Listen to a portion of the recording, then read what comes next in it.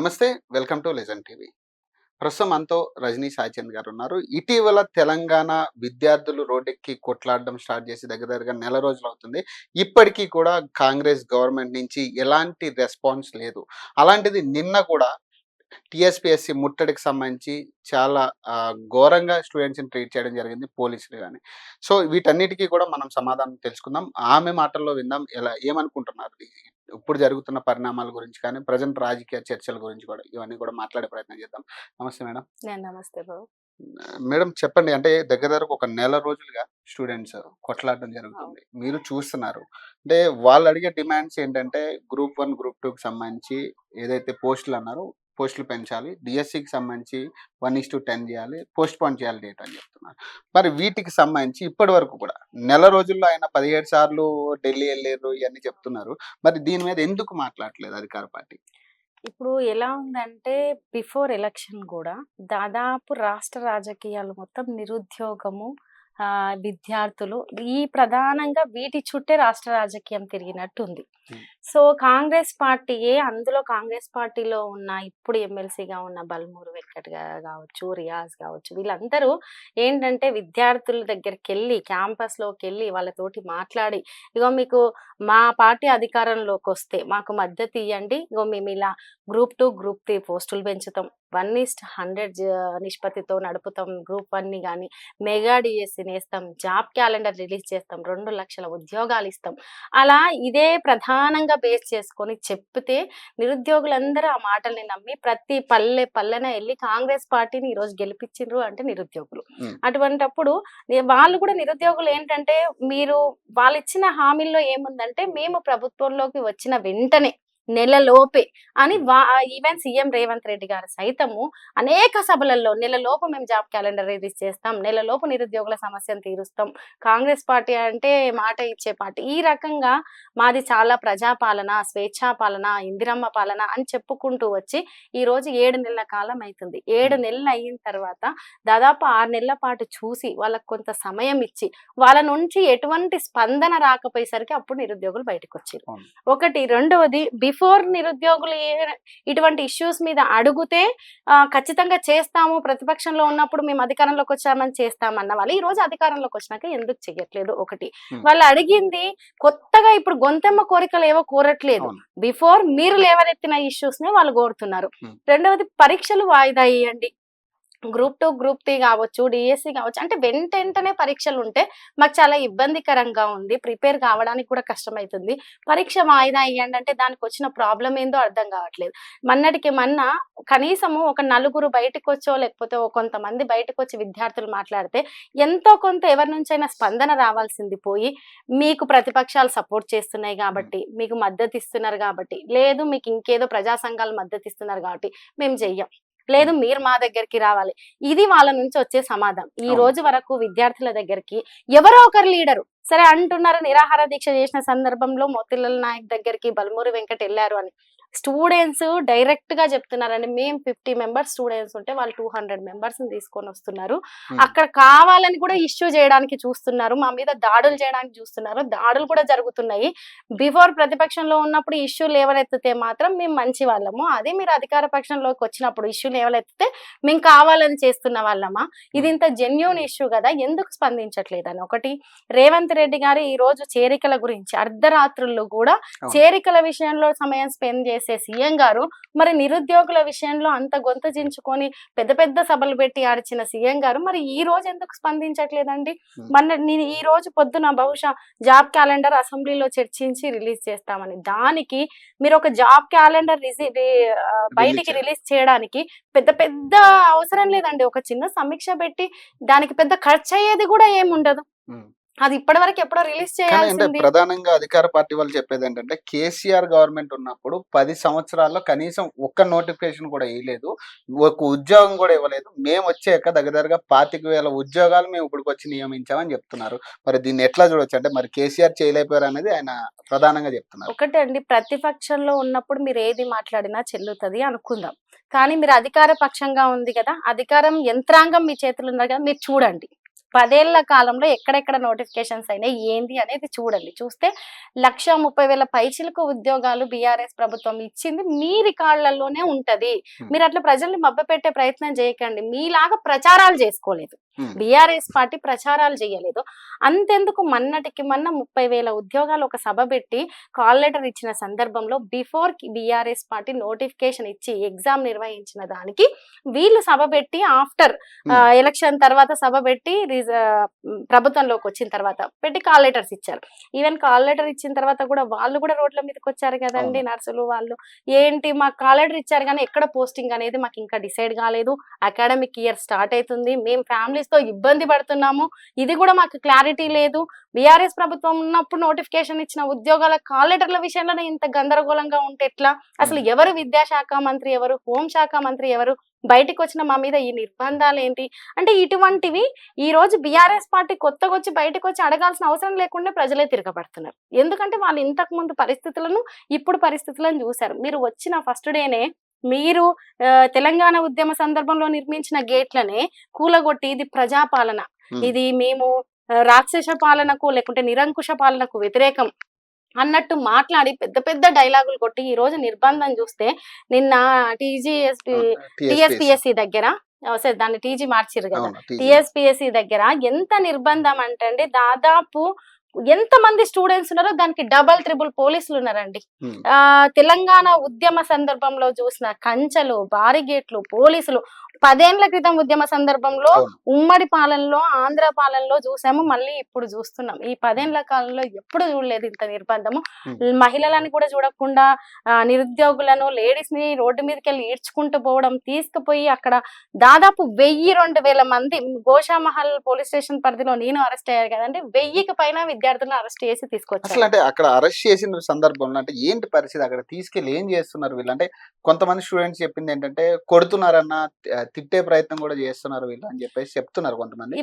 ఏంటి మీ అంచనాలో ఎలా జరిగింది నిన్న, ఏంటి పరిస్థితి? ఒకటండి, ఇప్పుడు ఈ రోజు అరెస్ట్ చేసే వరకు లేకుంటే ఇంత నిర్బంధంగా ఇంత ఫోర్స్ గా నిర్బంధం పెట్టే పరిస్థితి వరకు అవసరం లేదండి. మొట్టమొదట విద్యార్థులు అడిగినప్పుడు మీరు స్పందిస్తే ఒక చిన్న ప్రెస్ మీట్ పెట్టి ఇది పరిస్థితి, ఈ టైం వరకు రిలీజ్ చేస్తాం, లేకుంటే మీకు ఇంత ఇబ్బంది అయితే మేము వాయిదా వేస్తాం, 780 కాదు పోస్టులను ఇంకా పెంచడానికి మాకు నిర్మాణాత్మకంగా ఈ రకమైన ఇబ్బందులు ఉన్నాయి అనేది వివరణ ఇవ్వాలి. ప్రభుత్వ బాధ్యత అది. ఎటువంటి వివరణ ఇవ్వకుండా మాకు ఇది సంబంధమే లేదు, మాకు పట్టదు, వాళ్ళు అసలు విద్యార్థులే కాదు, వాళ్ళు ఏదో తెలంగాణ ద్రోహులు లేదు ఇంకా దేశ ద్రోహులు అన్నట్టు ట్రీట్ చేయడము, చదువుకున్న విద్యార్థులను తీసుకుపోయి దాదాపు నేనున్న పరిధిలో అయితే 1000కి పైగా మంది స్టూడెంట్స్ ఉన్నారండి. స్టూడెంట్స్ ఒకటే ఫిక్స్ అయ్యారు, మేము వెనక్కి తలొగ్గేది లేదు, మేము ఏ రోజు రాజకీయాల్లో ఇన్వాల్వ్ కాలేదు, యూనివర్సిటీ వరకు తప్పితే బహిరంగంగా బయటకు వచ్చి రాజకీయాలు చేసింది లేదు. కానీ మొన్న ఎలక్షన్ సందర్భంగా కాంగ్రెస్ పార్టీకి పెద్ద ఎత్తున మద్దతు ఇచ్చి ప్రతి గ్రామంలోకి వెళ్ళి మా పేరెంట్స్ తో కూడా చెప్పి, ఇతర పేరెంట్స్ స్టూడెంట్స్ పేరెంట్స్ కూడా చెప్పి మేము ఓట్లు వేయించాం. మేము ముందుకుండి గెలిపించుకున్న పార్టీ ఇది. అయినా కూడా 6 నెలల కాలంలోనే మాకే ఇంత వెన్నుపోటు పొడిచిందంటే తెలంగాణకి ఎంత వెన్నుపోటు పొడుస్తుంది. కాబట్టి మేము ఎట్టి పరిస్థితుల్లో మేము దీన్ని సహించేదే లేదు. నెల రోజుల నుంచి మేము దీక్ష చేస్తుంటే కనీసం ఏదో నిమ్మకు నీరెక్కినట్టు కూడా లేదు, ఇదే పరిస్థితి అని చెప్పి విద్యార్థులు చాలా ఆక్రోషంగా ఉన్నారు. ఫర్దర్ వాళ్ళ ఏంటి కార్యక్రమాలు అనేది కూడా చెప్తుంటున్నారు. ఈవెన్ అక్కడ నుంచి మేము కదలమని కూడా కూర్చున్నారు వర్షం పడ్డా కూడా. వాళ్ళు కూడా ఇప్పుడు అధికార పార్టీ నుంచి చేసే ప్రోపగండా ఏంటంటే కొంతమంది అంటే బల్మూరి వెంకట్ లాంటి వాళ్ళు కానీ, రియాజ్ లాంటి వాళ్ళు కానీ కొంతమంది చేసే ప్రోపగండా ఏంటంటే ఇదంతా కూడా బీఆర్ఎస్ కావాలని చేస్తున్న ప్రోపగండా. స్టూడెంట్స్ అనే వాళ్ళని కొంతమందిని వాళ్ళ మనుషుల్ని ఇన్వాల్వ్ చేసి స్టూడెంట్స్ లో వాళ్ళు ఇదంతా కూడా నడిపించేదంతా కూడా బీఆర్ఎస్ పార్టీ తరపు నుంచే జరుగుతుంది అనేది ప్రధానంగా వాళ్ళు చేస్తున్న ఆరోపణ. దీనికి ఏం చెప్తారు? ఒకటి, ఈ రోజు కాదు బిఫోర్ కూడా ఎప్పుడు బీఆర్ఎస్ పార్టీ ఈ విషయంలో ఇన్వాల్వ్ కాలేదండి. కాకపోతే ప్రతిపక్షంలో ఉన్న పార్టీగా మేము ఎలక్షన్ ముందే తప్పిదాన్ని అర్థం చేసుకున్నాం. ఎలక్షన్ ముందే అర్థం చేసుకొని కూడా విద్యార్థులకు సరే నిరుద్యోగులకు మా వల్ల కొంత తప్పిదం జరిగింది, టీఎస్పీఎస్సీ విషయంలో కొంత పేపర్ లీకేజ్ విషయంలో వెంటనే మేము ఇంకా కొంత స్పందించాల్సిన విషయంలో మీకు మాకు మధ్య కొంత గ్యాప్ వచ్చింది. నిరుద్యోగులకు, విద్యార్థులకు, పార్టీలో ఉన్న పెద్దలకి, ప్రభుత్వానికి మధ్య కొంత గ్యాప్ వచ్చినమాట వాస్తవమే. దాన్ని మేము సరిదిద్దుకుంటాం, మాకు ఒక అవకాశం ఇవ్వండి అంటే కూడా నిరుద్యోగులు లేదు, మేము అవుట్రైట్ గా కాంగ్రెస్ పార్టీ మాకు చాలా మద్దతుగా నిలిచింది, తక్షణమే చేస్తుంటుంది, మేము మద్దతు ఇస్తామని వాళ్ళకి మద్దతు ఇచ్చి గెలిపించారు. అయితే ఈ రోజు యునానమస్ గా విద్యార్థులు బయటకు వస్తే ఒకటి నేను మొన్న చర్చలకు వెళ్ళినప్పుడు కూడా మాట్లాడడం ఏమైతుంది, ఫర్ ఎగ్జాంపుల్ నేను వెళ్ళి అక్కడ ఏదైనా సపోర్ట్ చేస్తే వాళ్ళు వచ్చి సపోర్ట్ చేశారు కాబట్టి మేము ఇన్వాల్వ్ కాం. అంటే వాళ్ళు వచ్చి సపోర్ట్ చేసిరా, ఇంకొకరు సపోర్ట్ చేసిరా, తెలంగాణలో ఉన్న ప్రతి పౌరుడికి ఇప్పుడు జరుగుతున్న ఇష్యూస్ గురించి సపోర్ట్ చేసే నైతిక హక్కు ఉంటది. ప్రతిపక్షంలో ఉన్నప్పుడు కూడా బాధ్యత ఉంటది. కానీ జెన్యూన్ గా ఉన్న స్టూడెంట్స్ కి బిఫోర్ బల్మూరి వెంకట్ గారే గ్రూప్ 2, గ్రూప్ 3 పోస్టులు ఆపేయాలని చెప్పి 700 పైనే ఉన్నాయని చెప్పేసి కేసు వేసింది నిజం కాదా అండి? ఈ రోజు ప్రభుత్వంలోకి వచ్చినాక ఆయన కేసు విత్డ్రా చేసుకొని మళ్ళీ అదే పోస్టులు వేస్తుంటే ఎట్లా అగ్రి అవుతారు నిరుద్యోగులు? అంటే దేనికోసం వాళ్ళు ఫైట్ చేసింది? వాళ్ళు ఫైట్ చేసిన విషయం కూడా మీకు తెలుసు. అదే స్టూడెంట్స్ కోదండరామరెడ్డి గారిని కలిశారు, బల్మూరి వెంకట్ గారిని కలిశారు, రియాజ్ గారిని కలిశారు, రేవంత్ రెడ్డి గారిని కలిశారు, రాహుల్ గాంధీ గారిని కూడా కలిశారు. మరి అప్పుడు కలిసినప్పుడు వాళ్లకు కాంగ్రెస్ పార్టీకి ఎటువంటి సంబంధం లేదు, వాళ్ళు నిరుద్యోగులు, విద్యార్థులు. మరి వాళ్ళు ఇదే సమస్య గురించి భవిష్యత్తులో అక్కడ నుంచి మాకు స్పందన రావట్లేదు కాబట్టి మీరు మీ పార్టీ తరపు నుంచి మీరు ఎలక్షన్ ముందలా చేస్తామన్నారు కదా, కనీసం మాకు ఇప్పుడైనా సపోర్ట్ చేయండి అన్నప్పుడు మేము సపోర్ట్ చేస్తే మాత్రం వాళ్ళు బీఆర్ఎస్ వాళ్ళు ఎట్లా అవుతారు? మరి బిఫోర్ వాళ్ళు కాంగ్రెస్ పార్టీ వాళ్ళతో కాంగ్రెస్ పార్టీతో కలిసి కూర్చొని చర్చలు, లేకపోతే చాలా వాట్సాప్ లో అక్కడిక్కడ మాట్లాడింది కూడా అవన్నీ ఉన్నాయి వాళ్ళ దగ్గర. అటువంటి స్టూడెంట్స్ కూడా మానసికంగా వేధిస్తున్నారు. మీరు బీఆర్ఎస్ పార్టీలు, మీకు పార్టీలతో సంబంధం ఉంది, రాజకీయాలతో సంబంధం ఉంది. విద్యార్థులు ఒకటే చెప్తారు, మాకు ఎటువంటి రాజకీయాలతో సంబంధం లేదు. అయినప్పటికీ మేము రాజకీయాలు ఇన్వాల్వ్ అయ్యి మిమ్మల్ని ఎందుకు గెలిపించామంటే మా జెన్యూన్ ఇష్యూ అయిన వీటిని ఏదైతే మెగా డిఎస్సి కావచ్చు, జాబ్ క్యాలెండర్ కావచ్చు, గ్రూప్ 2, గ్రూప్ 3 ఇప్పుడు పోస్ట్ పోన్ చేసి పోస్ట్ పెంచేది కావచ్చు, ప్రతి దానికి మీరు మాకు సపోర్ట్ చేసిరు కాబట్టి మేము రాజకీయాలు ఇన్వాల్వ్ అయినాం అని వాళ్ళు చాలా జెన్యున్ గా చెప్తారు. ఇంకా ఘోరంగా అండి, కొంతమంది తలలు పగిలాయి, కొడుతున్నారు, లాక్కెళ్తున్నారు. ఇంకా చూస్తే సంబంధమే లేకుండా ఆ ఏరియాలో రైతు వస్తే రైతును అరెస్ట్ చేయడము, ఓ ఫ్యామిలీ అటు నుంచి వెళ్తే ఏంది జరిగిందా అని చూసే హక్కు కూడా తెలంగాణ ప్రజలు, ఆ స్వేచ్ఛను కూడా కోల్పోయిరండి. ఏదైనా జరిగితే ఇది ఎందుకు జరుగుతుంది ఏంటి, ఇటువంటి తెలంగాణను చూడలేదు కదా 10 ఏళ్ల పాటు అని చెప్పి ఆగి చూస్తున్న వాళ్ళని కూడా లాక్కెళ్ళిపోయి పోలీస్ స్టేషన్ లో బంధిస్తున్నారు. అసలు ఈ రోజు వరకు ఇంత నిర్బంధం అనేది 10 సంవత్సరాల తర్వాత ఫస్ట్ టైం ఇప్పుడు ఇంకొకటి అంటే వాళ్ళు కూడా ఏమంటున్నారంటే నిన్న ఎవరైతే ధర్నా చేశారో ఎక్కడా కూడా స్టూడెంట్స్ మాకు కనపడలేదు అని చెప్తున్నారు. ప్రధానంగా ఒక ప్రతిపక్ష పార్టీలే మాకు కనపడ్డాయి. ఎక్కడ స్టూడెంట్స్ అయితే కనపడలేదు. అక్కడ వాళ్ళు వచ్చి కొట్లాడడమే తప్పితే స్టూడెంట్స్ ఎక్కడ వచ్చి మాట్లాడిన పరిస్థితి లేదు అంటున్నారు. మరి ఇప్పుడు ఒకటండి, స్టూడెంట్స్ వచ్చి ఐడి కార్డు చూపించి మరీ నిరసనలు తెలుపుతున్నది ఉంది. రెండవది, ఇదే స్టూడెంట్స్ మీ దగ్గరకు వచ్చినప్పుడు స్టూడెంట్స్ గా కనిపించినప్పుడు, ఇదే స్టూడెంట్స్ రోడ్డు మీదకి వచ్చినప్పుడు మీకు స్టూడెంట్స్ కి ఎట్లా కనబడరు? ఒక ఆశ్చర్యకరం. మీకు బిఫోర్ ఇష్యూ మీరు ఇది తెలుసు, మీరే కేసులు వేసిర్రు, మీరే స్టూడెంట్స్ ను పెద్ద ఎత్తున ధర్నాలు చేశారు, అనేక సందర్భాల్లో ఇన్వాల్వ్ అయ్యింది. అప్పుడు స్టూడెంట్స్ గా కనిపించిన వీళ్ళు ఈ రోజు ఎందుకు స్టూడెంట్స్ గా కనపడట్లేదు? ఒకటి అంటే మీరు ఆ వాయిస్ ని లేవనెత్తి మద్దతు ఇచ్చి ప్రతిపక్షంలో ఉన్నప్పుడు ఉన్న ఇష్యూ మీకు ప్రభుత్వంలోకి వచ్చినాక ఎందుకు సీరియస్ ఇష్యూగా కనబడట్లేదు? మీరు ఇచ్చిన మాటనే ఎందుకు వాళ్ళు విద్యార్థులుగా కనబడట్లేదు? వేల మంది అండి, ఒక్కరు కాదు, ఇద్దరు కాదు, ఇంకా వాళ్ళే స్టూడెంట్స్ కాదు అని అంటే ఇంకా వీళ్ళని ఎంత మూర్ఖులనాలో నాకు అర్థం. ఒక పక్క ఇట్లాంటి కొట్లాట్లు అవుతున్నా కూడా వాళ్ళు మొన్న కూడా ఒక క్లారిటీ ఇచ్చారు. మెగా డిఎస్సికి సంబంధించి కానీ లేదా గ్రూప్ 1కి సంబంధించి కానీ 1:50 సాధ్యం అవుతుంది, 1:100 చేసే ప్రసక్తే లేదని వాళ్ళు చెప్తున్నారు. అంటే ఒక పక్క ధర్నాలు అవుతున్నాయి, ఒక పక్క వాళ్ళ క్లారిటీ వాళ్ళు ఇస్తున్నారు. మరి ఎట్లా చూడాలి? ఇప్పుడు బిఫోర్ మనము ఒక హామీ ఇచ్చే ముందు, అది మేనిఫెస్టో అయినా ఏ పార్టీ అయినా సరే ఇచ్చే ముందు అది సాధ్యాసాధ్యాలు అనేది మనం పార్టీలో చర్చించిన తర్వాతనే వాటిని బయటికి అనౌన్స్ చేస్తాం. మీరు నిరుద్యోగ భృతి అనౌన్స్ చేశారు, విద్యార్థులకు స్కూటీ అనౌన్స్ చేశారు, 1:100 అనేది మీరు లేవనెత్తిన ఇష్యూ, అది పక్క రాష్ట్రాల్లో సాధ్యమైతున్న ఇష్యూ. ఈ రోజు లాజిక్ లెస్ గా అసలు రీజనే లేకుండా సాధ్యం, మీరు చెప్పే సాకు కోర్టుకి వెళ్తుంది లేకుంటే హైకోర్టు, ఇవన్నీ రీజన్ లెస్ సాకులు లాగానే కనబడుతున్నాయి. అంటే ప్రతిపక్షంలో ఉన్నప్పుడు మాట్లాడడానికి వస్తుంది కానీ ప్రభుత్వంలో ఉన్నప్పుడు చెయ్యనికి రాదు, మేము చెయ్యలేము అని వాళ్ళంతా వాళ్ళు ప్రకటిస్తున్నట్టు కనబడుతుంది. నిరుద్యోగులు కూడా ఒకటే అంటున్నారండి, మీకు పదవులు వచ్చే వరకు మమ్మల్ని వాడుకున్నారు, ఈ రోజు పదవులు వచ్చిన తర్వాత మమ్మల్ని పట్టించుకోవట్లేదు. అటువంటప్పుడు మాకు బీఆర్ఎస్ పార్టీ చేస్తా అని చెప్పినప్పుడు మేము వాళ్ళని నమ్మలేదు, మిమ్మల్ని నమ్మినాం. కాబట్టి మీరు నమ్మకాన్ని నిలబెట్టుకోండి. Hmm. మేము ఈ రోజు కొత్తగా వచ్చి ఈ రోజే ముట్టడానికి కార్యక్రమం పెట్టలే.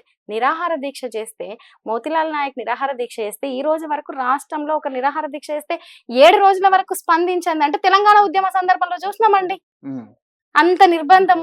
మళ్ళీ ఒక వ్యక్తి నిరుద్యోగుల గురించి, ఒక నిరుద్యోగి నిరాహార దీక్ష చేస్తే మినిమం స్పందన ఉండదా? మరి ఏం చేస్తుంది ప్రభుత్వం? Hmm. ఒక్క స్టేట్మెంట్, పేపర్లో ఒక స్టేట్మెంట్ ఎప్పుడు మాట్లాడతారు? కొంతమంది కాంగ్రెస్ నాయకులు స్పందించారు. ఎప్పుడు?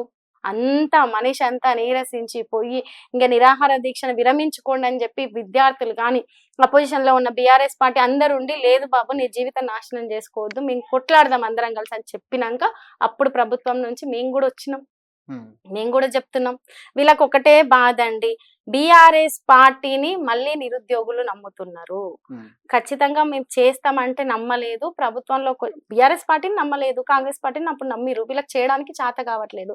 రేపు మళ్ళీ మేము చేస్తామని నమ్మి నిరుద్యోగులు పెద్ద ఎత్తున వ్యతిరేకత ఎక్కడ మొదలవుతుందో, ఇప్పటి నుంచే వాళ్ళు నిరుద్యోగులే కాదు బీఆర్ఎస్ పార్టీ శ్రేణులను దుమ్మెత్తిపోయాలి.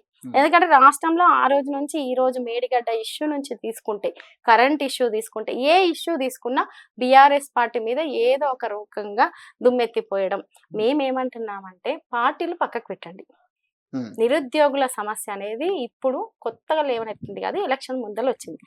మీరు మేజర్ గా మీరు టేకప్ చేసినది ఇష్యూ కాబట్టి మీకు బాధ్యత ఉంది, అధికారంలో ఉన్నారు, వాళ్ళకి అన్యాయం చెయ్యొద్దు. Hmm. రాజకీయాల రంగు పులిమి వాళ్ళకి అన్యాయం చేయొద్దు. అంటే నిజంగా అంటే రాజకీయ వైపు వెళ్తుందంటారా? ఇది ఖచ్చితంగా నిరుద్యోగుల సమ్మె ఏదైతే ఉందో రాజకీయం చేసే ఛాన్స్ ఉందంటారా? లేదండి, నిరుద్యోగులు వాళ్ళు రాజకీయం కాదు, వాళ్ళు జెన్యూన్ ఇష్యూ. మాకు ఎట్టి పరిస్థితుల్లో మాకు ఇచ్చిన వాగ్దానం అనేది నెరవేర్చుకోవాలి. ఒకటి, ఫస్ట్ పరీక్ష వాయిదా వేయండి. చాలా ఇబ్బంది పడుతున్నాం వెంటంట పరీక్షల వల్ల. దీనికి ప్రిపేర్ గా, దానికి ప్రిపేర్, అట్లా మల్టిపుల్ ఎగ్జామ్స్ అన్ని ప్రిపేర్ కావాలంటే ఇబ్బంది అవుతుంది. అండ్ ఒక దాంట్లో ఎగ్జామ్ రాసిన తర్వాత ఇంకో దానికి రాకపోతే ప్రయత్నం చేసుకోవాలనుకునే వాళ్ళు ఉంటారు సహజంగా. మనం అన్ని ఇయర్స్ చదివినప్పుడు నిరుద్యోగులు కాబట్టి మాకు రాజకీయాలతో సంబంధం లేదు. మాకు ఇష్యూ అనేది మీరు ఈ ఎలక్షన్ ముందర ఏ రకంగా అయితే స్పందించారో అంతే అధికంగా ప్రభుత్వంలోకి వచ్చినాక హామీ మరి నెరవేర్చండి. రజనీ గారు ఎలాంటి స్టాండ్ తీసుకుంటారు? మరి నిరుద్యోగుల పక్షాన్ని ఎలాంటి స్టాండ్ తీసుకోబోతున్నారు ఏంటి? అంటే ఒకవేళ అనుకూలంగా సమాధానం వచ్చే ఛాన్స్ ఉంటే ఎలా ఉంటుంది, లేదా లేదు అనుకూలంగా సమాధానం రాకపోతే ఎలా ఉంటుంది మీ స్టాండ్? నిన్న నిరుద్యోగులతోటి మాట్లాడిన సందర్భంలో కావచ్చు, లేకుంటే పోలీస్ స్టేషన్ లో వాళ్ళతో ఉన్నప్పుడు వాళ్ళు ఒకటే అన్నారు, మేము ఏ రోజు రాజకీయాల్లో ఇన్వాల్వ్ కాలేదు. మా కాంగ్రెస్ ప్రభుత్వం మా దగ్గరకు వచ్చింది. రాహుల్ గాంధీ గారు కూడా మా దగ్గర వీడియోలు ఉన్నాయి, ప్రూఫ్లు ఉన్నాయి. బల్మూరి వెంకట్ గారు ఈవెన్ యూట్యూబ్ లో కొట్టండి, కేసు పెట్టినప్పుడు కేసు పెట్టించిన ఇష్యూ ఉంది. అనేక ఇష్యూస్ ఉన్నాయి. మమ్మల్ని మాట్లాడనియట్లేదు. మెయిన్ మీడియా కూడా మా మీద ఫోకస్ చేయట్లేదు, ఎందుకో తెలియదు. మేము మాట్లాడితే మీరు బీఆర్ఎస్ పార్టీ, మాట్లాడితే ఇంకో పార్టీ అని మాట్లాడుతున్నారు. మాకు రాజకీయాలకు సంబంధం లేదు. మేము ఈ ఇష్యూ ప్రాబ్లం సాల్వ్ అయ్యేంత వరకు ఎంతవరకు అయితే అంతవరకు వెళ్తాము. అవసరమైతే చలో ఢిల్లీ లాంటి కార్యక్రమాలు కూడా తీసుకుంటాం. ఇలా పెద్ద ఎత్తున ఇంకా పోలీస్ స్టేషన్ నుంచి కూడా కదలం మేమని మాట్లాడుతున్నారు. వాళ్ళు ఎవరో రెచ్చగొట్టింది కాదు, వాళ్ళు ఎలక్షన్ ముందర వీళ్ళు ఇచ్చిన మాట. ఇప్పుడు ఎవరైనా మీరు వాళ్ళతో ధర్నాలు చేశారు, మీకు చేస్తామని చెప్పారు, క్యాంపస్ వాళ్ళ దగ్గరికి వెళ్ళారు, ఇది విషయం అని చెప్పారు. ఈవెన్ చాలా మంది ప్రొఫెసర్లు సాక్ష్యం ఉన్నారు, మేధావులు సాక్ష్యం ఉన్నారు. మరి ఈ రోజు ఇష్యూ వరకు వచ్చేసరికి 10 ఏళ్ల కిందట బీఆర్ఎస్ పార్టీ చేయండి మీరు 6 ఏళ్ళకి అంటే వాళ్ళు 1 నెలకో 2 నెలలకు అడగట్లేదు. కనీసం మీరు ఇప్పుడు పెడుతున్నారు ఎగ్జామ్, అదే 780 పోస్టులకు పెడుతున్నారు.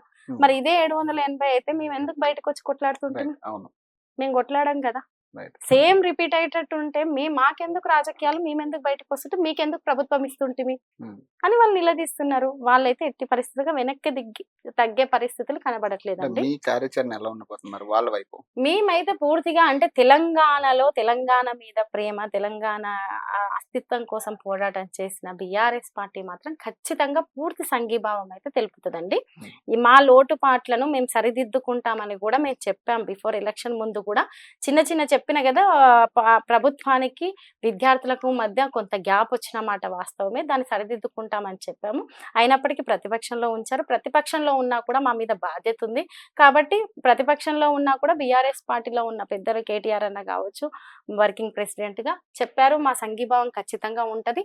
భవిష్యత్తులో మా పార్టీ అధికారంలోకి వస్తే మేము చేసిన ఆ చిన్న చిన్న తప్పిదాలను కూడా మళ్ళీ చేయకుండా సరిదిద్దుకుంటామన్న మాట కూడా చెప్పింది ఉంది. ఇంకోటేంటంటే Congress government main target BRS party లాగా కనపడుతుంది. ఎందుకంటే ఫస్ట్ నుంచి కూడా కవిత గారి దగ్గర స్టార్ట్ అయిన తర్వాత అధికారంలోకి వచ్చిన తర్వాత కేసీఆర్ గారి మీద పవర్ గ్రిడ్‌కి సంబంధించి గాని, లేదంటే ఫోన్ ట్యాపింగ్ విషయాలకు సంబంధించి గాని, రకరకాల కాళేశ్వరం విషయానికి సంబంధించి కానీ టార్గెట్ చేసి కేసులు పెట్టే పరిస్థితి చూస్తున్నాం మనం. మరంటే దీన్ని ఎట్లా చూడొచ్చు? అంటే బీఆర్ఎస్ పార్టీని మొత్తం కూడా ఖాళీ చేయాలనే ధోరణి కనపడుతుందా? లేకపోతే ఎట్లా చూడొచ్చు? ఎందుకంటే ఇటీవల దగ్గర దగ్గరగా 6 ఎమ్మెల్సీలు ఒకరోజు ఒక నైట్‌కి నైటే. రాత్రికి అది రాత్రి. ఎప్పుడు జరగలేని పరిస్థితి అదే. మరి దాన్ని ఎలా తీసుకుంటున్నారు మరి మీరు? ఇప్పుడు మేము ఉద్యమ సందర్భంలో చూస్తామండి అర్ధరాత్రి కుట్రలు అనేవి. హ్మ్. కామన్‌గా అవును. మాట్లాడుకుంటే. సరే చేరికలు ఇంకేదన్నా అదంటంటే నేను బీఆర్ఎస్ పార్టీలో ఉన్న చాలా మంది ఎమ్మెల్యేలు కావచ్చు, ఎమ్మెల్సీలు కావచ్చు వాళ్ళు చేరే వారి పట్ల నా అభిప్రాయం ఏంటంటే కాంగ్రెసోళ్ళని జాగ్రత్తగా ఉండమని చెప్తున్నాను నేను హ్మ్. ఫస్ట్. కాంగ్రెస్ పార్టీ కోసం అసలు అది ఇంతకు ఇప్పుడు కాంగ్రెస్ పార్టీ తరపు నుంచి సీఎంగా ఉన్నారా? లేదు ఇంకేదన్నా టీడీపీ పార్టీ తరపు నుంచి సీఎంగా ఉన్నారా? బీజేపీ పార్టీ తరపు నుంచి సీఎంగా ఉన్నారా? అసలు సీఎం ఎవరి తరపు మనిషి, ఏ పార్టీ మనిషి హ్మ్. అనేది కాంగ్రెస్ శ్రేణులకి అర్థం కాని పరిస్థితిలో ఉంది. కాంగ్రెస్ క్యాడర్ కూడా ఉంటారు కదండీ! జెన్యూన్‌గా అవును. కష్టపడ్డ కార్యకర్తలు వాళ్ళందరూ ఈరోజు అంతెందుకు గద్వాల ఎమ్మెల్యే విషయంలో సరితా తిరుపతి హ్మ్. వాళ్ళు సిట్టింగ్ ఎమ్మెల్యేగా కాంగ్రెస్ పార్టీ నుంచి ఉన్న క్యాండిడేట్‌గా ఉన్న వాళ్ళు ఇన్‌చార్జ్ అనుకుంటాను ప్రెజెంట్. సో, వాళ్ళు వచ్చి పెద్ద ఎత్తున నిరసన తెలియజేసిన సందర్భం ఉంది. రైట్. అంతెందుకు జీవన్ రెడ్డి గారు మాట్లాడిన సందర్భం అవును. చూసాం. పార్టీలో సీనియర్ నాయకులైన మమ్మల్ని సంప్రదించకుండా ఈ చేరికలేందో మాకు అర్థం కావట్లేదని. కాబట్టి బీఆర్ఎస్ పార్టీకి వచ్చిన నష్టం ఏం లేదు. వీళ్ళు అవకాశవాదులు. బీఆర్ఎస్ పార్టీలో ఉన్నప్పుడు అవకాశవాదంగానే ఉన్నారు. కాకపోతే ఏందంటే కొత్తగా ఏర్పడిన రాష్ట్రంని అందరినీ కలుపుకొని మనం ఎటువంటి డిస్టర్బెన్స్ లేకుండా మనం రాష్ట్రాన్ని అభివృద్ధి చేసుకునే క్రమంలో వచ్చిన వాళ్ళని స్వాగతించినాం. అది వాళ్ళ అవకాశవాదులు అన్న సంగతి గుర్తించలేదు. ఈ రోజు అవకాశవాదులందరూ బయటికెళ్ళిపోతుర్రు. అక్కడ అవకాశాలు చూసుకుంటున్నారు. వాళ్ళని జాగ్రత్త అని చెప్తున్నాం అంతే. అంటే ఒక పక్కన అంటే కేసీఆర్ కూడా మీటింగ్ పెట్టారు. కేసీఆర్ గారు కూడా ఆయన మీటింగ్ పెట్టి చెప్పడం జరిగింది. నెక్స్ట్ ప్రభుత్వం మనదే. ఖచ్చితంగా మనం బలపడుతున్నాం. మీరెవరు కూడా ఎలాంటి తప్పుడు డెసిషన్స్ అయితే తీసుకోవద్దు. పార్టీ మారే డెసిషన్స్ ఏమైనా ఉంటే మానుకోండి అని కూడా ఆయన క్లియర్‌గా చెప్పడం జరిగింది. ఆ తర్వాత కూడా ఈ 6 ఎమ్మెల్సీలు చంపవడం. మరి ఎలా చూడొచ్చు? అంటే కేసీఆర్ గారి మాటకి వాల్యూ లేదా? లేకపోతే ఏంటి పరిస్థితి? కే కేసీఆర్ గారి ఎంతసేపు బీఆర్ఎస్ పార్టీ ఏందంటే, బీఆర్ఎస్ పార్టీ రూట్లు అనేవి ఉద్యమ కాలం నుంచి చాలా బలంగా ఉన్నాయండి. హ్మ్. వీళ్ళందరూ నాయకులు కొంతమంది మధ్యలో వచ్చిన వాళ్ళు, అవకాశాలు తీసుకున్న వాళ్ళు, మధ్యలో ఎళ్ళేవాళ్ళు చాలా మంది ఉన్నారు. కానీ క్యాడరు, కార్యకర్తలు, బీఆర్ఎస్ పార్టీని నమ్ముకున్న వాళ్ళు, తెలంగాణ మీద ప్రేమ ఉన్న వాళ్ళు బీఆర్ఎస్ పార్టీలో నాయకుల కంటే ఇంకా చాలా వర్క్ చేసిన వాళ్ళు కావచ్చు, నాలెడ్జ్‌లో ఎవ్రీథింగ్. నిజంగా చెప్పాలంటే వాళ్ళకి అవకాశం రాకపోయి ఉండొచ్చు. కానీ నాయకులకు మించిన నాయకులున్నారు. వాళ్ళందరూ రేపు బీఆర్ఎస్ పార్టీని చాలా బలంగా చేస్తారు. వెళ్ళే వాళ్ళందరూ ఒకటే అండి. ఈ రోజు రాజకీయాలు ఎట్లయిందంటే టెంపరరీ అవకాశాలు. ఈ పూటకు ఏంటి? ఈ సమయానికి ఏంది? కానీ నిరంతరం రాజకీయాల్లో ఉండాలనుకునే వాళ్ళు అంటే 96 వరకు రాజకీయాల్లో ఒకలాగుండే. అవును. బిఫోర్ కొంచెం పార్టీని నమ్ముకోవడము, లేదు ఒక సిద్ధాంతాలను నమ్ముకోవడము, హ్మ్. అట్లా రాజకీయాల్లో కూడా కొంత విలువలుండేవి. ఆ తర్వాత రాజకీయాలు ఒకలాగా మారినయి.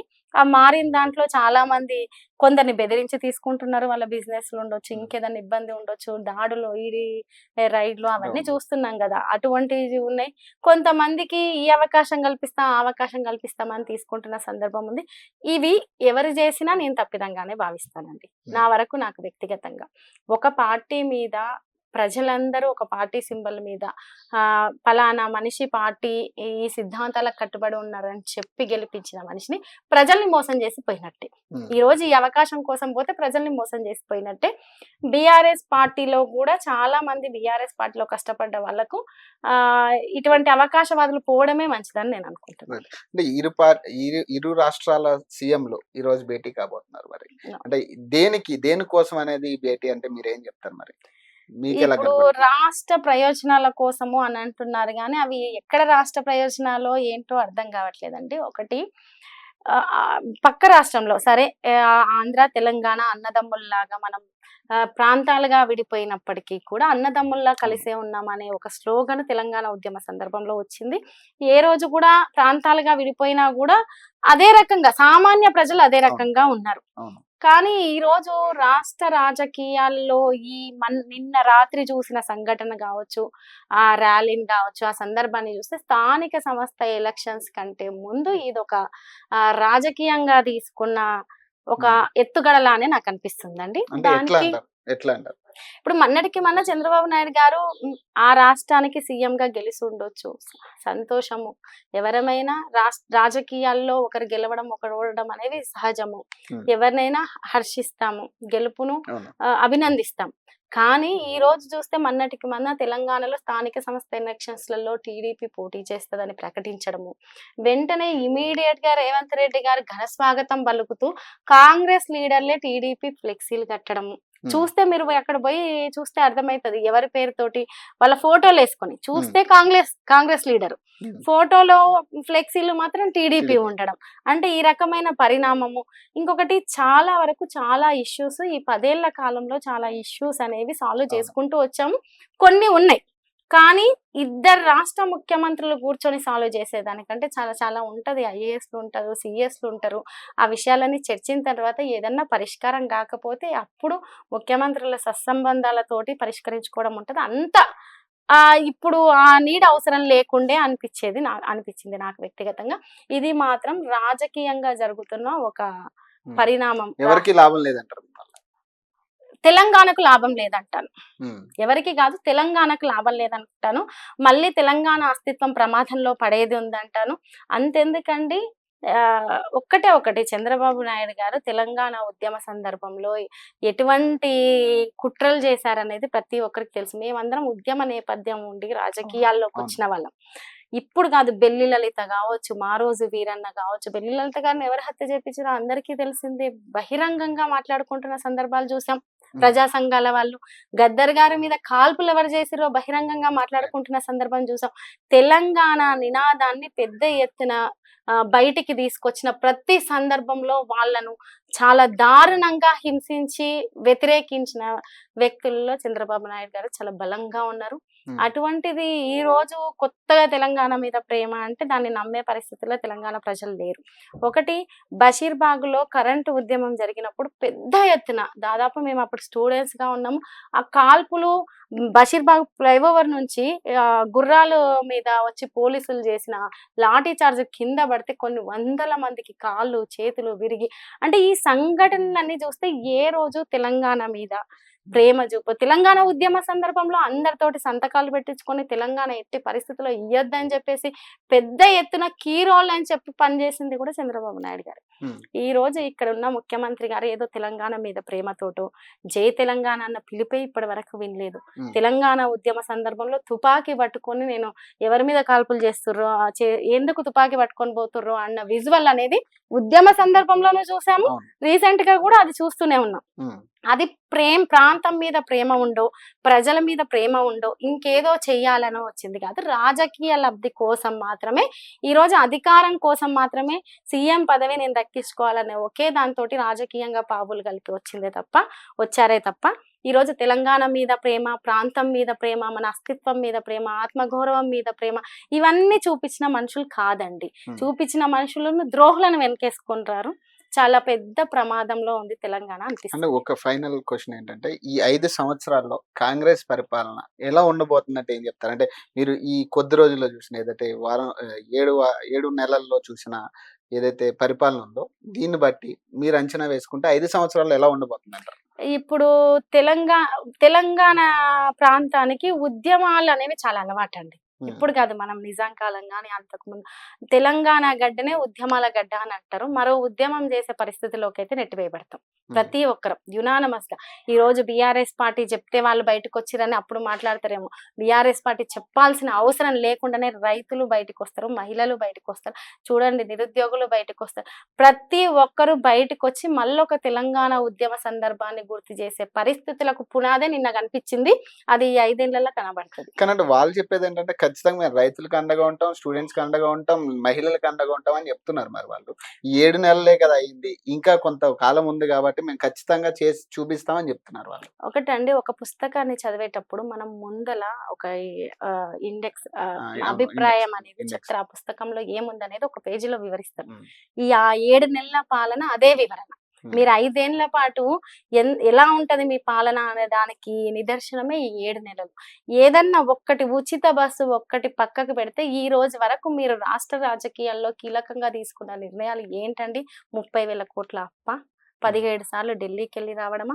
అదే అంతకుముందు అయితే ప్రతి దానికి ఇగో దీనికి ఇది వృధా, దానికి అది ఇట్లా అని గొంతులు చించుకొని అరిచే మీరు ఈ రోజు ఏం చేశారు చెప్పండి? మహిళలకు ఏం చేశారు ఈ రోజు వరకు? ఉమ్.